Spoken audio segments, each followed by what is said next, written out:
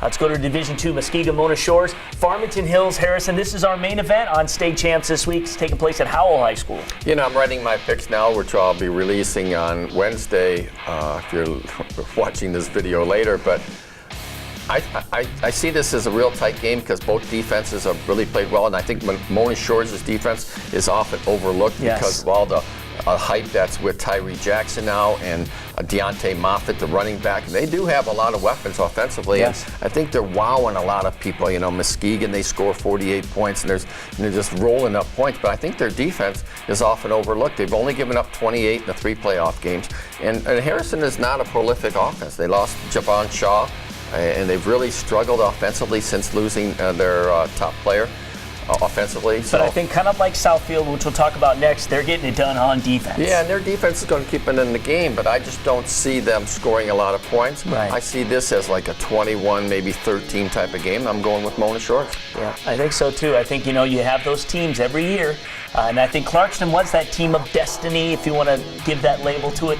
The way Muskegon Mona Shores has played, if you watched the feature we had on State Champs last week, you can watch it on StateChampsNetwork.com. They've got the full support of everyone, but the boys still have a very, we got a lot of work still left to do, and it's not like they're just happy to be there. They're like, we know we're good, and we're ready to go. And they've stepped up all season long and have had a much tougher schedule than I think people give them credit for. You know, there was a point in the mid-season where they weren't playing a lot of tough teams. That's just based on their schedule that they have. But early on, they were playing tough teams. Caledonia was early. They beat Saline in the opener at Saline, and later in the season. What they've done in the playoffs. And in the playoffs, they're really beating teams that were undefeated. Midland Dow is a good team. Right. There's no question. Caledonia, they had to beat again. Absolutely. So definitely. And last week, you know, a Battle Creek Lakeview team that was strong. I mean, they shut them out. Right, 39-0. That wasn't close. They really jumped on them early. All right. Let's go to Southfield, Warren De La Salle, and here's De La Salle coming in. They've got the monkey off their back, and that was Brother Rice for a couple of years now.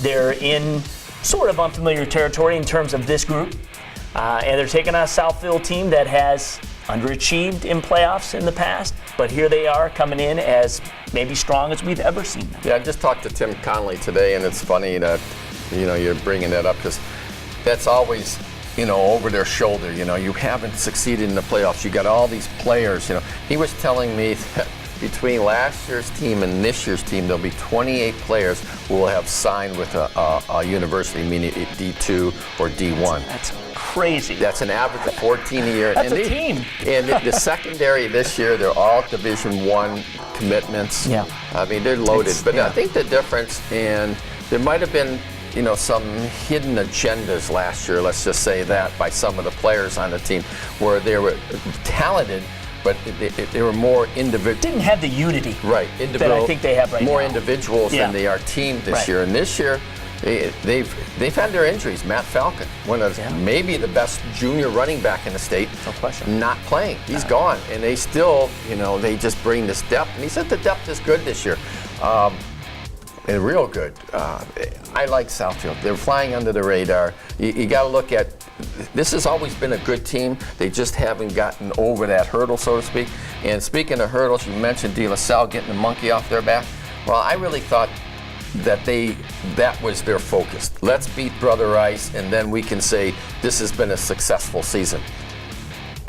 I think their season kind of ended there as far as their momentum. I think Southfield has more momentum going into this game, I'm taking the Blue Jays. All right, this is going to play out. Nova, I'm going to go against you. I'm going to take De La Salle in this one. I feel that you're right, and I felt that coming into it.